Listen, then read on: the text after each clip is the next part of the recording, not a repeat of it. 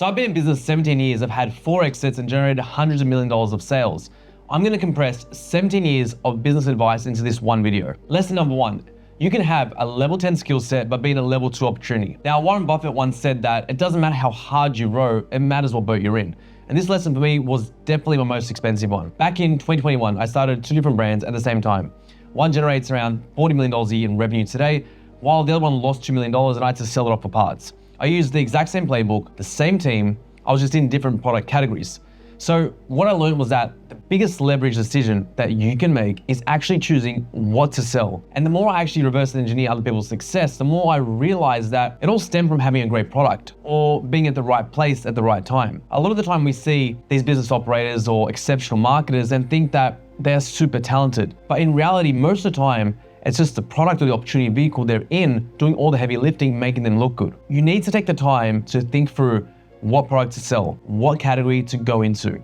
If I was gonna do this whole thing again, I would create like a framework for deciding this. And here's an example of mine. First, I'd want the product to have an element of vanity in it because I just believe it's an eternal market and people consistently care about their appearance more and more so, especially because of the rise of social media today. And then I would want the product to be used every day. I want the price point to be over $100 so then I can acquire customers profitably. I want it to solve a problem so it's easier to market. I would also want it large enough in terms of the product so that you need to localize shipping and stop those drop shippers coming in from China. I would also like it that product doesn't require a lot of education and that there is already demand for the product category and it's trending north of, let's say, 5% year on year. Lesson number 2, good employees are free. I think this is one of the biggest advantages today. Businesses paying A talent, A wages to get 10x the output. Like I still remember, it was about 8 years ago when I first experienced this. I have a business called Pro Sports Group and we manufacture and sell all types of different products to mass retailers from like apparel, sporting goods, equipment, fitness accessories, toys, you name it, we do it. And production management was always a challenge and I was always having to be involved to some degree in that business until I hired Vanessa. Vanessa came in who had 20 years experience, came in overnight, implemented all these new systems, new processes, had existing relationships with factories with cheaper costs and quicker turnaround times. So not only did I not have to be in the business anymore, but we became a lot more efficient with all the new systems and processes, and we saved costs through the existing relationships that she had, which made us so much more profitable. So you save so much time with someone who knows exactly what to do and how that adds value to your business. And you can use their 10 to 20 years experience that you don't have to pay for. And think about it this way. If you have a B player that wants, let's say, $80,000 a year, then the A player wants $120,000 a year, and you can get 5 times the output or 10 times the output from the A player, especially when it comes to knowledge-based work or relationship-based work, because there's outside returns on intelligence and also relationships. You would rather pay the 30-40% more that will drive the business forward that much quicker, and eventually they just become free. Lesson number 3, anything worth doing requires 10x more focus than you think it does. Until I had said no to absolutely everything and chose the one thing to work on, I never realized how much better I could be at actually doing the one thing, which means that you can't really do many things at all if you want them to be worthwhile and worth doing. So when I sold most of my companies and just focused on one, I built a brand from 0 to $40 million a year in revenue in just 3 years. Most business owners like myself, at one point, like I had 13 different businesses, get distracted by that shiny object syndrome.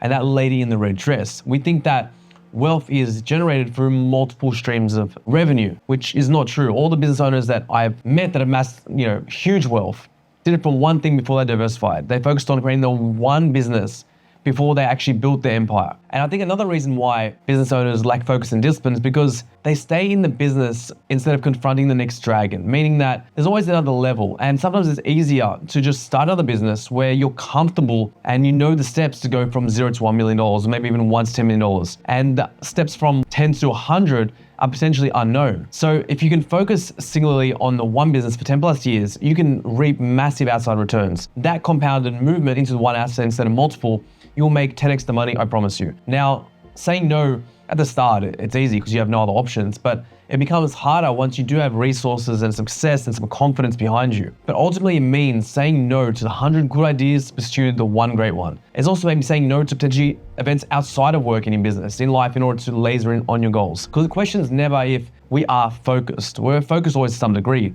but how focused are we? And I'm actually more proud of the things I'm saying no to consistently today than the things that I'm saying yes to. Lesson number 4, you lack strategy, not knowledge. This one thing took me an eternity to work out. Like, I don't need any extra knowledge, I just needed a better strategy. But what do I mean by that? Now, strategy is defined by what do you do with the limited resources that you have against unlimited options. You have limited resources, how do you deploy them against unlimited options? And if you put your focus on what actually matters in the business, you will learn from actually doing the work. That's the only way that you can gather wisdom, intelligence, experience at a deeper level through experience. Where I think a lot of us think we need new knowledge or a new tactic in order to grow the business. But in reality, we just need to get better at the few core parts of the business that actually matter, that will take us to the next level. And the knowledge that we're looking for is often in the work that we're avoiding to do. Let me give you an example. Like QR, we had a multi-channel approach and we used to pride ourselves on it. You know, we used to do Google, YouTube, Pinterest, Snapchat, TikTok pages, you name it, we did it. But in reality, it was just such a poor use of our resources because we had to get better at creatives and at meta. That's where the most efficient use of our time was to be had, spending all our resources and energy into cracking meta and our creative strategy before we can move on to other platforms. And once we decided to do this and stop focusing on all the other acquisition channels, everything just got better. Like we just learned more about what was working, what wasn't from a messaging perspective. We doubled down on that. Our creatives significantly improved.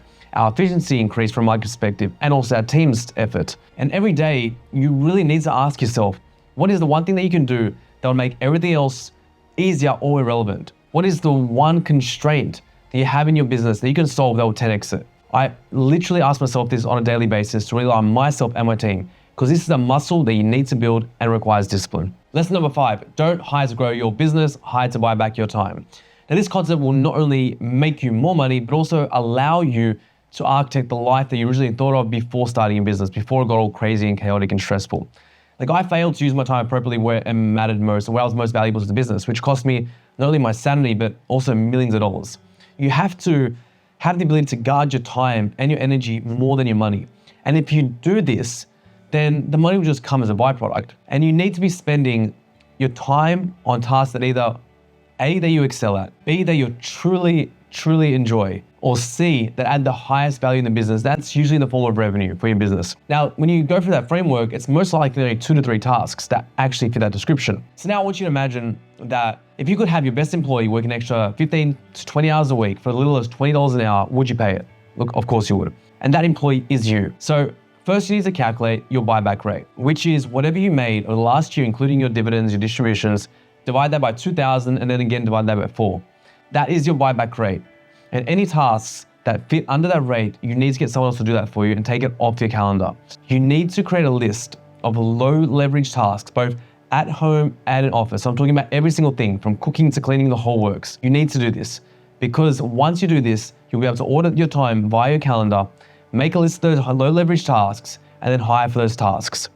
This will allow you to be a lot more efficient, and this will allow you to consistently shop with energy for your business. And you need to do so on a consistent basis because your energy fluctuates from year to year. You know, what maybe you enjoyed doing in the business last year, it doesn't mean you enjoy it this year. So this is an important part of the process because your energy will literally dictate how efficient your business runs and how successful it is at the end of the day. Because often I see business owners self-sabotage, grow the business, but they hate doing the tasks along with it. So then they self-sabotaging the growth because they're scared they're gonna do more of the stuff they don't like. And when you order your energy like this, and you keep doing things that you actually give you energy in the business and buy back your time by hiring people to do the tasks that you don't like or at a low leverage, it just has a surround sound effect on all parts of the business. Lesson number 6, understand what business you're in and what skills are mission critical or not.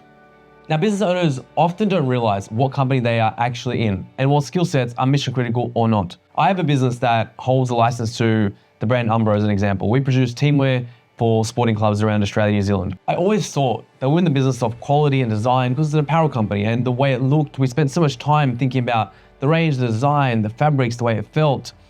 But in reality, we're in the service game. Clubs just wanted their products on time with a high degree of accuracy, so they wouldn't have to, have any operational issues with parents complaining or community members complaining. Another time we outsourced certain operational functions and we focused on design in-house. So once I realized this in the business, I was then reinvested all the resources we had into improving operation from a service perspective. We opened up a brand new warehouse with in-house embellishments, increased our turnaround times, and then as a byproduct of that, the business grew 37% the following year. And another example that I see is common one is in e-commerce. People in e-commerce are selling a commodity product. And if you're selling a commodity product, you are a sales and marketing company, period. You should not outsource any segment of your business that is sales and marketing. This is mission critical for you, literally. This is all you are. you're competing on your ability to sell one product against someone else who has the same product. If your e-commerce business has a unique product, maybe a patented product, then you should start focusing on product development. Then maybe you can afford to outsource your sales and marketing to ensure that the core part of your business is being executed properly. Lesson number 7, get better before you get bigger. Look, this is something for me that was so hard to understand and learn, especially as a founder. You validate yourself from the numbers. It's like a proxy for growth. I had to change my mindset. So I changed it to that if the business isn't growing, but I am, that's actually more important to me, because sometimes when the business grows, doesn't mean you learn anything. You're just putting more money into the engine, into the fuel for marketing. And the money should never really be the goal. And that's where I slipped up. It should be getting better for the core group of customers you have. And I used to get distracted by having those 13 different businesses at once because money was always the goal. But when you change the goal to be the best, you just really can't be the best at 13 different things. And you need to focus on getting better, not bigger. And if you do this naturally, then there'll be a demand for your product and your company will get bigger because the customers will demand that you get bigger. And this has been true in all the businesses that I've had to date that had the most success. As an example, our digital agency for e-commerce businesses, we just focused on getting better. Like every single dollar was reinvested into the best consultants in the world to train our team. Every single dollar. We didn't spend a dollar on marketing, just training. And this inevitably resulted in our team being the one of the best in the world, working with brands like the Oodie, taking them from $5 to $200 million a year, working with brands like Vessi. For Cure Skincare is another example. We decided to slow down sales 20-30% until we improved product development and got better. So if you're stuck, maybe you have to think about getting better before growing. And a lot of times I speak to business owners, they think they have a marketing problem, a messaging problem, operational problem, but in reality, the products are shit, and they have to make it better if they want to get bigger.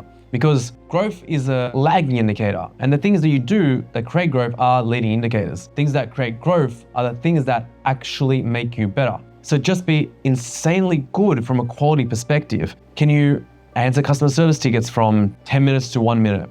Can you improve the quality of your product by one feature? Can you change the design of it so it's aesthetically more pleasing? Can you improve the quality of your content by increasing the watch time by 1 second on every single video? Can you improve the conversion rate by 1%? Test every video before you launch as an ad to be more efficient. And once you start thinking through this lens and creating checklists and processes on each department in the business, you keep building on that. And then you create the best company that you can. Lesson number 8, the power of brand is worth waiting 10 plus years to build. This lesson took me like over 10 years to learn and understand, because I started over 20 different brands. I was never patient enough to really build a brand. I thought I had a brand because, I had a logo, I had a website, I had a color scheme, I had beautiful packaging, I was in retail shops around the country, but I was wrong. I didn't understand what branding and building a brand really was. A brand is essentially an association people make with something they don't know, with something they do know. And the business being the thing they don't know, and then the thing they do know should be something they like or trust, ideally. And over time, the more that you can add these associations to your brand, or these positive associations, the bigger your brand gets. And eventually,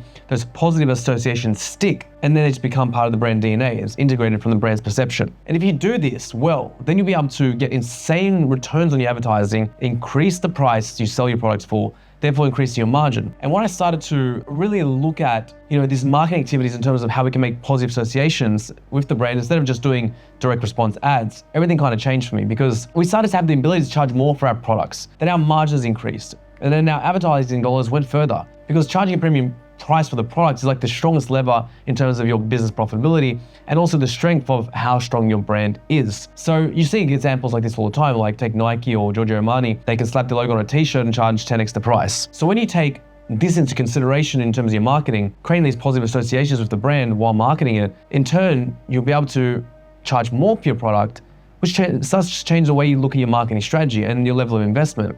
Because now you can invest more when you factor into the account, that you'll be able to make more margin when you make these associations with the brand. And this is why Nike can, pay Ronaldo what they do, and Adidas can pay Messi what they do, because it allows them to sell a $30 boot for $350. And branding is just, what I've learned, is the best investment you can ever make. It just takes your advertising dollars longer. The only problem is, it just takes a long time to build, and no one has the patience to do it. Lesson number 9, think who, not how. Think of yourself as a business designer. Your job as a founder is ultimately to set the vision, hire the right people, and make sure there is money in the bank, and get the hell out of the way. And the companies that grow their teams the quickest actually grow the quickest. I used to try and learn everything myself.